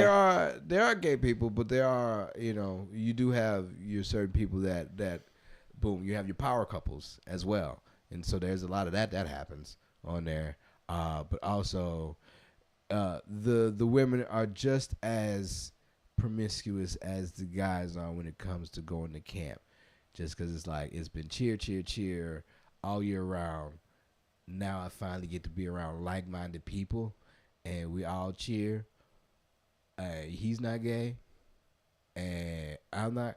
Oh, and so the picking is just like you get to choose, because there's only so many boys that are there compared to women. Because Right. Yeah. yeah, cheerleading. So it's not usually you would have all full co-ed squads. Also, I was on a co-ed college team after high school, Ah, cool. which that got crazy. That got wild. And that was a lot of sex between teammates on there. So, That's what college is for. yeah. Yes. That it's just a college team though. Not necessarily everybody was in college. Oh. Yeah. I mean, some people some people were out of college. Some people were adults. So you got like college people, and then you also got like adults in here, and it's like, oh, these adults are a bit different when it comes Yeah, to little handsy. actual. Yes, Hello. yeah, Mr. Anderson is so handsy. yeah, yeah, and you just got beefed up bodies and a lot of testosterone and estrogen going around when it comes to cheerleading and everything. And yeah, so you bring it out, bring it on. What chance did you have besides for comedy if you were on a cheer team, dude? Like, Oh, yeah. by the way my life went, I would have probably still been doing this. That's It what would've- I'm saying. would've Like, had- it takes a weirdo, man. yeah, it does. And everybody thinks that, it's always going to be amazing because you get to touch the women on the ass and everything, which it is. Yes, you have the permission to touch butt, but it's sometimes during the month it's not a good time to be touching butt, and you have to touch butt, and it's just like, oh, this is gross, because sometimes it's their time of the month, and it doesn't matter if it's their time of the month. You still got to do that partner stunting or whatnot. And hey, you ever ran into a free bleeder before? Somebody that's just like, I don't. You got blood on? Let's not. Let's not. Let's not Oh, that's dwell on what the I mean. past. That's what sounds like. I've That's never. what happened. I've never got bled on, but if I you feel like you did. It's not. I feel it's like not this was necessarily- happening a lot. It's not necessarily bled on, but depending on if you've been festering in a certain pad for so many hours, and you still have to do certain things, your hand can come back smelling kind of different. It's like, oh, my palm smells like if I touch my face, it's probably gonna itch for a while. So Yeah, hand sanitizer. well, at this point in time, at that time back then, hand sanitizer probably was a thing, but. Yeah, they had hand sanitizer. Oh yeah, yeah. They did, but it's not like it was prominent to where we were just always, oh hell. I went to a Jewish high school. It was everywhere. The Jewish people are not messing around with those germs, no matter what. Yeah, no. What decade it is. I went from a private school to a public school to where I was just like, oh, the coloring's different in here. Like, things are more grimy and dirtier over at this public school compared to this private school where everything seemed bright and seemed like Jesus followed you in the hallways. And you go to a public school, it's like, there's Satan everywhere around here. I don't like this. But you know what? It was fun. It was public school was a lot funner than private school. Just because private school you couldn't We had a 6-inch rule. I mean, we just talking about a whole bunch of shit today. Yeah. Just giving you facts about my What life. was the 6-inch rule? We had to stay 6 inches away from the women because I went to a Christian academy. Okay, well, I had similar experience. I went to an unorthodox Jewish day school, so boys prayed on one side, girls prayed on the other side. It was divided, like morning prayers, and then, there is this rule called Shomer Negia, which men and women aren't allowed to touch if they're not married. So, like, some people go as far to say it's like if you're getting some groceries and you're a girl and it's a guy cashier, and you give him $100 and he gives you back $8.35. You will not let him put that change in your hand. You would say, put it on the counter, because my hand cannot touch your hand. And then there's rules about clothing being past the elbow and past the knee.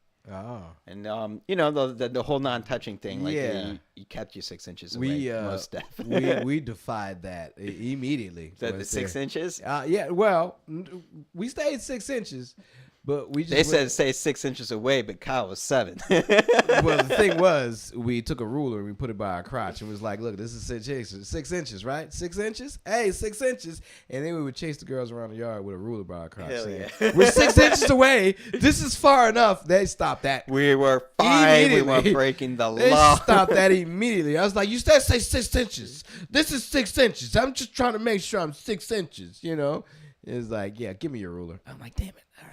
The rulers Go were upstairs. all gone. We got paddled. No one could do the geography homework no more. Yeah, I came from. Did y'all get paddled at y'all school? No, none of the staff never touched us. Oh, we got paddled. They in high school though. Yeah, all the way up there. Yeah. My seventh grade year. I repeated 7th grade, so I did 7th grade. They twice. have a custom that they stop hitting Jewish kids after 13, because Jewish kids are just terrible people. And if you hit a 14-year-old, that 14-year-old's hitting you back if he's Jewish. Oh, yeah. See, so we stopped that at 13. That's different when you got a black father that's in the military. He's like, you did what? And it's like, well, I can't come home saying that I hit the teacher, and then I'm gonna get hit when I get home. Mm-hmm. And it's like, okay, well, all right, I just gotta go ahead and take this whooping, and just hope that my daddy don't know that I got a whooping at school, because if that's the case, then I'm gonna get an extra whoop when I get home. So, just I'm gonna take this here. Don't say nothing to my people. He already gave consent. Look, he signed off for you to whip me. I know you ain't as strong as my daddy, so come on, bring it on, big guy. And funny story. There was we had a vice principal that came, and he was a new vice principal. And compared to our principal, the normal principal that we had, he reminds you of the pallbearer. You remember the pallbearer? Undertaker with the fucking, fat. You a wrestling fan? Yeah. So you remember the pallbearer, right? Mm-hmm. Yeah. So he kept them going. You needed the pallbearer. You needed the pallbearer and the urn, and then the Undertaker could kill people. Yeah. So he looked. Our principal looked like the Mr. Daniel. I still remember his name, Mr. Daniel. He looked like the pallbearer, and he would deliver out the paddlings, and he would paddle people.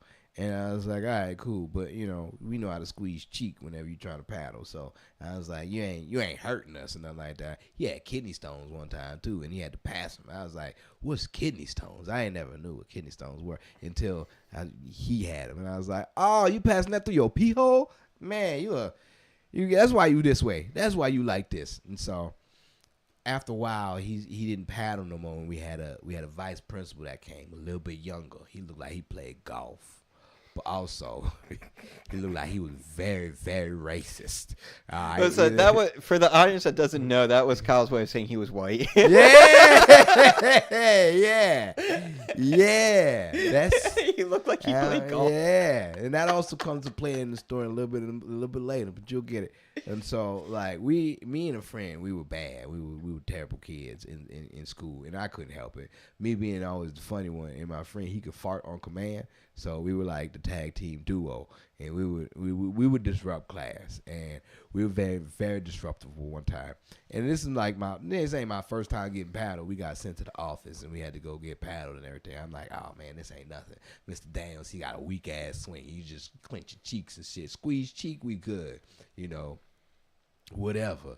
And Mr. Daniels like, yeah, vice principal, he gonna be the one that's paddling people now. We was like, what? All right, whatever. Y'all ain't nothing. Vice principal just a little bit younger. You had kidney stones, I get it. Your pee-pee hole is probably exposed or whatever. That's why you can't swing good no more. I don't know. And so we moved over to the vice principal. It was the gout in his wrist. Yeah. He got terrible wrist action, so he can't get a good swing or whatever. So I'm like, all right, cool. And he's like, all right, the new guy comes. He's like, I'm going to be, we going to do this here, yada, yada. We going to get y'all straight. And, I'm just doing this because I love you. Like, man, get the fuck out of here, man. Let's get this over with. This is Christian Academy, so this is how they act whenever they're about to go ahead and punish you or whatever. And so my friend's like, which one of y'all want to go first? And my homie's like, man, fuck that, man. I got this, boom. This ain't nothing. I've done this before. We've been paddled before. We understand. Squeeze cheek. It ain't going to happen. Ain't nothing going to happen. We ain't going to feel nothing. And, the vice principal had a different technique. He's done this numerous times. Like, this is something that he looked like his ancestors broke children, basically. It seemed like he understood, like, oh no, you ain't just about to breeze through this. And so my partner went, and he was going first. And usually our thing was we put our hands on a table or something like that, or we would just bend over, and that was it. You'd be able to contract your muscles, squeeze cheek, and you don't feel nothing. Everything tight. I'm getting a little uncomfortable with the amount of times you said squeeze cheek. Yeah, squeeze cheek is fun. It's fun to say, but you'll get it next because the vice principal, he was like, yeah, bend over. He was like, oh, okay. It's crazy because it's a Christian Academy. He's telling you bend over like that. Don't. Yeah, it's still Christian. Yeah, right, right. And so he's like, we like, all right. And I see him. He does, and he bends over, and he's like, no. Grab your ankles. And then I stopped, and my partner stopped. He's like, wait, what? He's like, yeah, no. Grab your ankles. He was like, what do you mean grab my ankles? I can't. He's like, you ain't got to touch your toes. Just grab your ankles. He's like, what? And so, I see he was kind of confused. He was like, all right. And I see him reach down and grab his ankles. And if you realize that whenever you bend over to grab your ankles or anything, ain't no squeeze cheek happening. Ain't none of that. Everything loose back there. Your hammies are kind of loosened up. It's a stretch, basically. And so, basically, he hasn't bent over, and he stretches. There's no preparation for this swing. Remember I said he played golf? Yeah. Yeah. That motherfucker, he don't come with like a straight swing like this. He comes from underhand. And he comes with like an upswing from this motion, like woof, bow, and he twists his hips with it and everything. Yeah. Oh, he follows through afterwards. We get 3 hits. That first one stood my partner up, and he was like, "Oh, hold on, sir. Oh shit. Hold on." I saw a twinkle in his eye, and I was like, "Oh, he about to cry." Oh, like normally we don't feel none of that. He got up and he protested.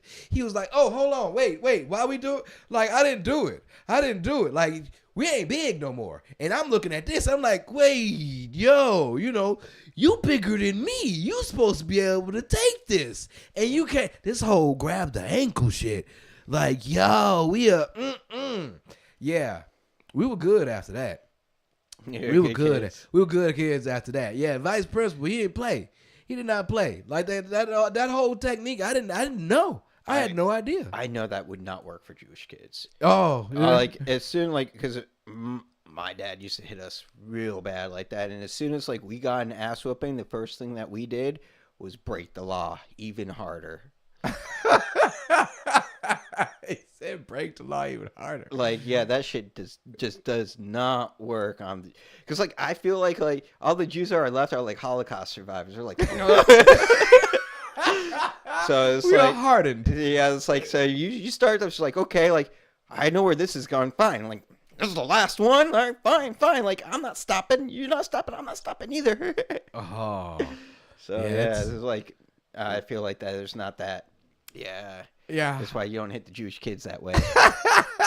Yeah. Just go harder. But like, we needed some hitting sometimes, because like the Orthodox Jewish kids are like possibly some of the worst misbehaved children you will ever. I do. hear it a lot from Ari Shafir, and they talk about it. Oh yeah, like Uh, those Orthodox Jewish, because like they feel we're told growing up that everything is for us. The whole universe was made for Jewish people. Like other people can enjoy it, but really it was for the Jews.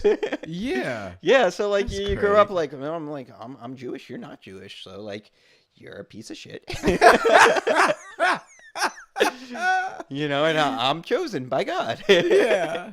So like Aw. like you'd see like Jewish kids just giving, especially like if you were like custodial or some shit, like yeah, Orthodox Jewish kids would pick on a custodian, like just a normal guy trying to do his job. You don't need a bunch of What's up with preachers. custodians, man? I don't They know just if it's like, cleaning. I just think it's like that they just don't have limits. Like they just treat people badly, Yeah. Ah. Yeah. Yeah. Now, well, I mean, that's crazy. That So you know, you definitely the can't hit them. That's not going to Yeah, work. I mean, yeah, it would get us straight at one point, but I mean, we'll still act up a different way. You know what? And just you know not what get does? caught. You know what does stop it though? When like, oh, dude, and like, I keep on hitting the wrong button. And what does stop it is like every once in a while there'll be that one annoying Jewish kid who bullies all the other Jewish kid who thinks like I'm something, and then like he'll say something to the wrong black guy, and that black guy will beat the shit out of him, and then all of a sudden Ari isn't big shit around campus no more. He's not stealing candy from the second graders anymore. Yeah. I've had to do that to a bully. Like I've been picked on often since I was small, so Yeah. I've had to stand up to a lot. No, I wouldn't say a lot of them, but I've had to swing on a few of them just for the fact that bitch, we ain't gonna keep doing this. Like I get it that I'm small, but I've got an older brother, and I'm pretty sure my jab is better than yours because you ain't got nobody. Your daddy gone. So Oh fuck. yeah, who been teaching you how to fight? Nobody. All right, bitch. I'll fuck you up. And yeah, it was. I threw I don't somebody remember into a getting window. in fights. I've gotten to don't many fights. My remember. brother made me fight people. So I remember fighting my brothers. I don't remember fighting other random people though. never fought my brothers. Like, I'd always fight my brothers. Man. Yeah, I'm no, always fighting them. we always just because it's like that was how we were raised. We never fight. I mean, and we'd box each other, but not out of anger. And it'd just be like, "Let me show you how to slip this jab." And it's like, "Oh, okay, cool." So No, we were out trying to choke each other out. Like yeah, no man, that's not. No, that's the difference between me and a lot of other people's families. We was like, man, y'all family get along? Like, why does your family not get along? It's like it's so weird.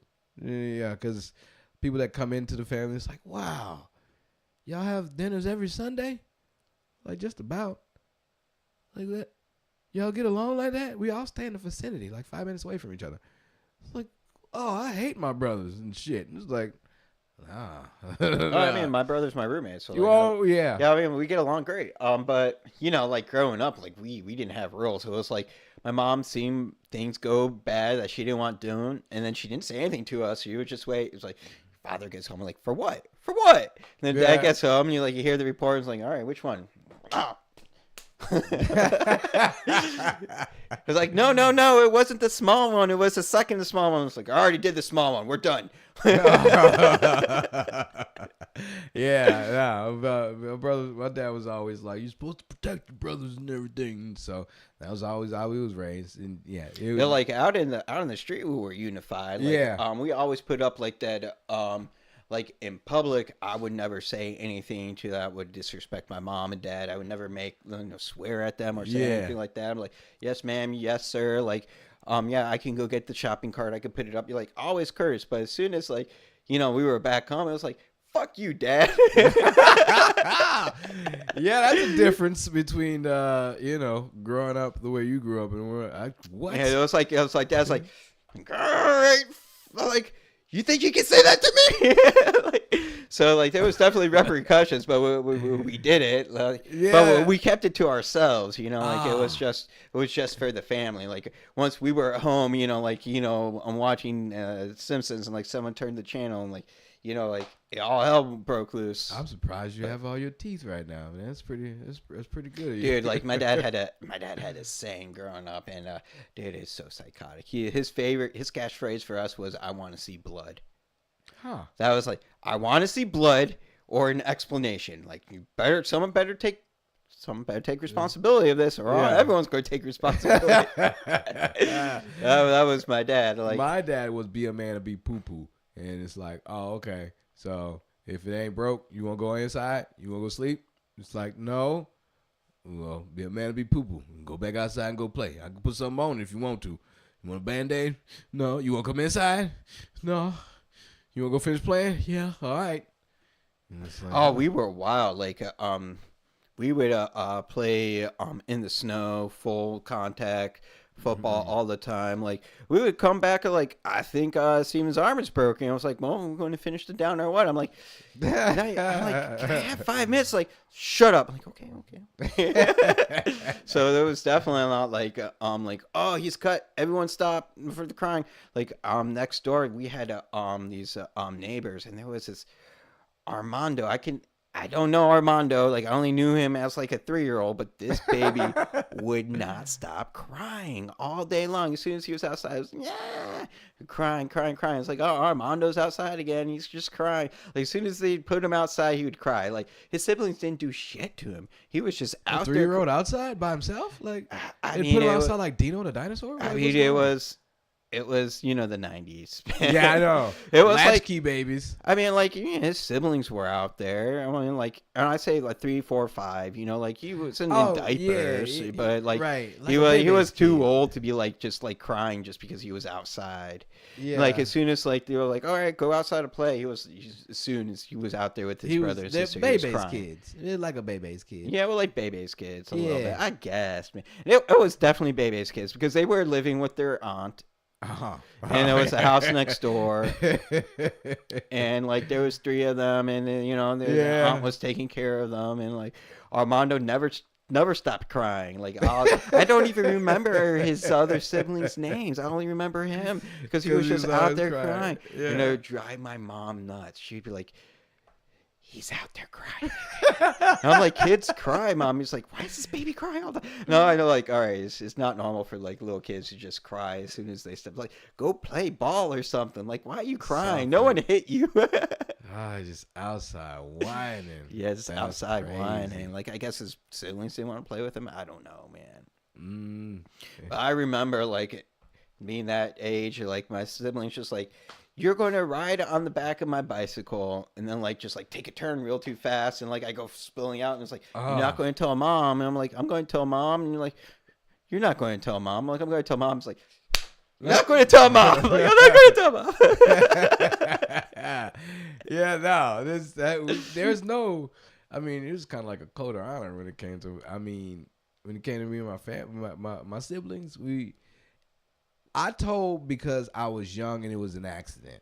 I didn't just be like, oh, you hit me, I'm going to go tell. We never did that. We've always tried to keep things secret, just because I'm like, well, he won't tell on me. I know he won't tell on me, so it's not like I should be telling on him.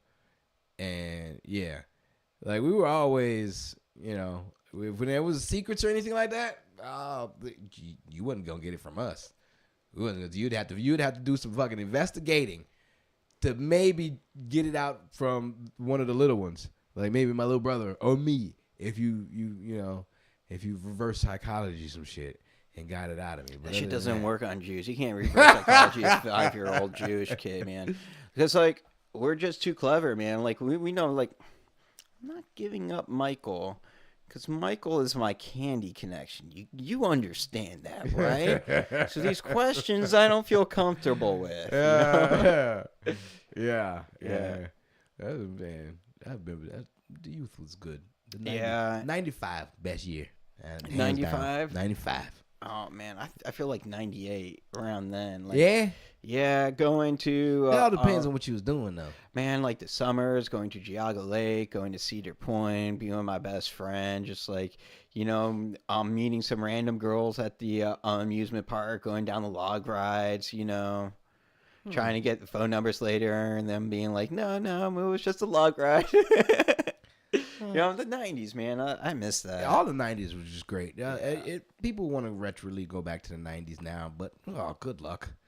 Good luck. We got too much. You got to stay off your phone. The cat's out of the bag. People read now. No, we were done with reading in the 90s forever. We all said Star Wars. There were new Star Wars movies. We never need to read again. We were done with reading. For real. And then the internet this is my and blogs. imagination now. Yeah. It was the internet and blogs, and they made people read again. Yeah. You read this new blog? Like, no. We're in the 90s. We passed the reading. People need to come back outside. Come back outside. Yeah. Come back outside and enjoy live entertainment. Go see Yeah, somebody. where can we see you do some live entertainment? Yeah, man, I'm all over the place. I host open mic now every first and third Tuesday at Blue Prolific Studios up in 1960. Oh, nice. That's north. Yeah. So if you're up in the north side, man, come on through. What's the venue? What's the time? 7:00. Doors open at 7. Cypress Creek Parkway, 1231 Cypress Creek Parkway, 1531 Cypress Creek. Just put in Blue Prolific Studios and it'll come up. It's off of 1960 and it's up north. Doors open at 7. We'll probably get started around like 8 o'clock ish, but there's also vendors and everything. When's next open mic? My next open mic is Monday. No, I mean the next open mic that I'll be attending will be Monday at the Art Room. Shout out to Free Cray at Stroke of Poetry. There is poetry all through the weeks. So if you're just looking to catch somebody at an open mic, the open mics that I go to normally there's Frozen's every other Thursday. I go there. There's Anno's mic, That Way Poetry at Taste Buds. That's another place up north if you're looking to hit some poetry places. And they also have great wings at Taste Buds. Taste Buds is a food truck. So yeah, check me out at the Maniacal Minutes on Instagram if you're trying to just find out where I'm going and what I'm doing. There's a whole lot going on in my life now because I'm back outside. You're back outside. Well, why did you stop being outside? Because I was married. Oh. Yeah. Oh. Now I'm not married anymore. And so now I get to be back outside again. Oh, is that recent? Yeah. Like as of October. Man. Oh, it's cool. Like I understood that it wasn't something that we should have been in. It was a pandemic situation. Gotcha. Love at the moment. And now it's just like we're just good friends with a kid. Yeah. Which is how old is the kid out now? He's 2. He's 2? Oh, yeah. He's a tiny little guy. Yeah. Which is, he's tall. He looks tall compared to other people now. Because, I thought he'd be smaller than what he is. And I'm like, okay, good. Other people are thinking that he looks tall. I think it's just because he's lanky. He's skinny. He's kind of built. So it's just like, oh, all right. Cool. As long as you don't. Yeah, you never know. My mom is super short, like 5'2", and I'm almost 6 feet. Yeah, that's lucky. How tall is your daddy, though? 6 feet. Oh, well, see, that's the thing. Yeah. But my oldest sibling is only 5'5". See, my dad is only 5'3", and my mama's 5 feet. Okay. So it ain't. But the rest of our uncles and everything are over 6 foot. Yeah, so it could be by the uncle too. So genetics is weird. Yeah, especially you need to have 4 kids like my parents do to see the whole spectrum. Yeah. So my oldest brother, he's brown, and the rest of us are white. But all of us are full siblings too. Yeah. So my dad, that's crazy. My dad actually, he gets brown. If he's out in the sun, which he hasn't done in over 50 years. Yeah. He hasn't seen sunlight. But it's because his heritage is kind of some Spanish in there, so there's some darkness there. But my mom is straight up Lithuania, that's the region. So that's why I'm super pale. So I look like my dad in the nose, and I look like my mom in the eyes, and I got my dad's height, but definitely my mom's complexion. Definitely my mom's complexion. That's crazy. See-through skin, man. Yeah, I've met these two sisters. They aren't twins, but they look identical. Oh, Irish twins then. If like they're like through a year and a half apart and they look similar, they're Irish twins. Oh, well, one's black and one's white. Ah, Yeah. but they look the same. Yes, they're sisters. They're sisters. Same parents, Yeah. both mom and dad. Uh-huh. Oh, okay. I think their dad is white and their mom's black. Oh, yeah, I needed that bit of info. Yeah. Yeah, they need to have all four to see all the different combinations that can happen. The zygotes. Yeah, I was like, That's cool though. it is so crazy It to is so see. cool. It is, Yeah. and they are so pretty. They was, I was like, what? It's like, yeah, that's my sister. And it's like, what are we That's doing? crazy. Families Yeah. can be crazy, man. Yeah, I don't think I've ever seen anything like that in my years living since, like, besides them. But it's a thing though. But it's just like I don't know anybody like that. Yeah. Yeah. Well, that's because mixed couples aren't very, Which is but Common. and now which has been a product of Vietnam. You got a lot of Blasian babies. Oh, I lot of love the Blasians. Blasian color. Yeah. That's one of the best ones. Yes, it is. Yes, it That's is. one of the best ones. Yes, it is. And you see that they the people they got a lot of Blasians our age now. And You know what else is really pretty? Black and Native and American. Ooh. Yeah, they're pretty people too. It's got to be the hair. It's the features. Because you get like that dark melanin with that Yeah. long Native American hair. Like, oh man, those cheekbones. Right. Mash really well with like the wider nose, man. Like, it's a nice combo. yeah. Some combos are nice, but like some combos, like you expect. Like, you ever notice that Thai people kind of look Mexican? Yes. There was a And it's like just like that combination of like, especially like the bigger ties too, the ones that are more on the heftier side. It's like, you look like a smaller Mexican. You look like just a abuelita's child. Which one was I going with? Oh no, I got everything really just mixed up. Oh no, yeah, but there was this because there's this man that's married to this Thai lady, and he's like, yeah, me being in the Thai place, and look, this is what happens whenever I try to clip my nails. And I was like, what the fuck? Wait, what? Yeah, because he's married to a Thai girl, and they do nails. She's a nail tech or whatever, I guess. I don't know what she does. I mean, this was the stereotype that he was Yeah. going with. And I mean, in the video, if fake or not, still was hilarious to me. He started clipping his nails, like, and you can hear it, click, click, and she's like, babe, and he's like, huh? And he's click, click, what are you doing? He's like, nothing, click, click, and she's, oh, no, what are you doing? I clip your nails. Don't do that. And then she starts doing his nails. damn. Yeah, like she get her tools out and she started going at it. I was like, this is cool, but also she was very pretty. I was like, this is all right, but this is very obscure because I don't want to assume that all Thai women look like this. Yeah, so No, just the popular ones on social media. Right. Honestly. right, a lot of that. The rest of them look like women. Yeah, I'm They look like okay. normal people. Like, what do you expect? Like, no one's that pretty. She was definitely mixed. She had to have been mixed. That's what she looked like. She looked just the complexion and everything that she gave off. I was like, you don't you look kind of Laos, or like you could be something else in there, Filipino maybe. But yeah, there's a lot of Kim Kardashian is what? I think that she was supposed Armenian. Yeah, Armenian, like Iranese or something. Something that Iranian. They're a Persian. lot of- They call them Persian, but it's Iranian. that Persians are Iranian. that Persian and Egyptian. Those two right there.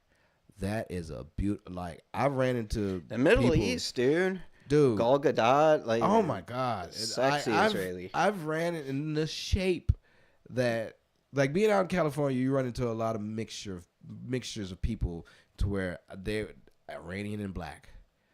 I was like, I had to step back and be like, I don't know. And then they all had money, so it was very intimidating.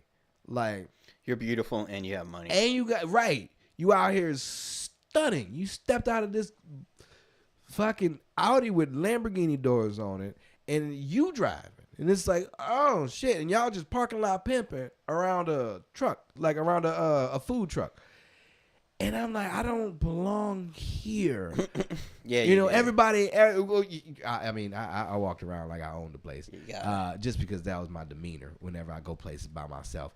But you see everybody with their hair done, like stylists, like they have their own stylists or whatnot, and everybody's looking lavish and shit. I'm like, these are beautiful people out here. I'm like, wow. But also, you had a disgusting ass food truck, so it's like you can't. All right, you had a status, but I see that your status is only here. You're not non-approachable, basically. But I was just like, oh, what are you? Like, I had to ask that question a lot just because the features were very confusing, but very beautiful. I was like, wow. Like, I'm a person and you? Yeah. You don't get this in New Orleans. This is not what you don't get these features. I mean, you get these features. Painting right by you. Oh, this one's doing it. Oh, Yeah. What the hell? I just straightened that out for me because it itched my brain. Oh, yeah, you got it. Oh, yeah, you almost there. Yeah, Oh, that's perfect. That's perfect. Yeah.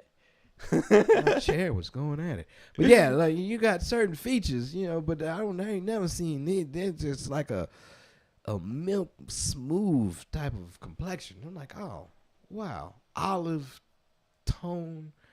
It's like, this is okay. No blemishes, no pimples, no uneven skin. Yeah, and I was like, wow, I need to live. I would have never seen this if I would just be still in New Orleans, you know. That was like, oh, I'm glad I've moved away. I mean, I still love my city, but I'm like, I would have never. What part of New Orleans? Well, I stayed on the West Bank of New Orleans, but I was, you can say, all over by the time I left, and so it was. Do you have any family there still? Yeah. All my uncles and cousins and stuff are down there. I don't have really a big family or nothing like that, but some of them are still down there. I still got friends and everything that's down there, so I go down there often. But, you know, I'm like, oh, if I'd have been here, you know, although I do love my people, you would never see this. You would never get to see the world. And I say that because people are so ingrained in the culture of New Orleans, down there in New Orleans, that they don't go other places. They don't want to go anywhere else besides there. They don't want to, like, nah, fuck that. Yeah, they think they're at the epitome of the culture. You don't want to see anything else? Yeah. Or just, you know, discover some other shit? You want to see some crazy-ass beautiful women that you never thought could exist? Right. Exactly. Yeah. Yeah, that's a good one. That's a good part to close it out. All right. My name is Steven Rosenbaum. The name of the podcast is That's the Name of My New Podcast. Check us out on YouTube, Facebook, all that shiznaz. Kyle Smith, The Maniacal Menace. Amazing, man. Like, what a great, I don't want to call you a storyteller, but your poetry is stories. Yeah. But, man, like, his comedy poetry is next level. You just got to see it at least once to know what it could be, man. What it could be is pretty incredible. Really appreciate having you on here, man. And thank you for having me, dude. This was good. All the headshots and the professionalism and such. Yeah, man. I'm going to play a little outro video and then, yeah. I love it. Yeah. We all set. You're all on point. Come on. So much.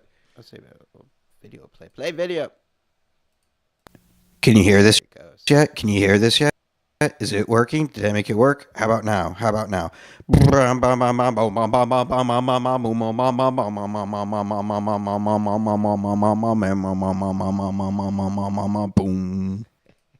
Thanks for watching.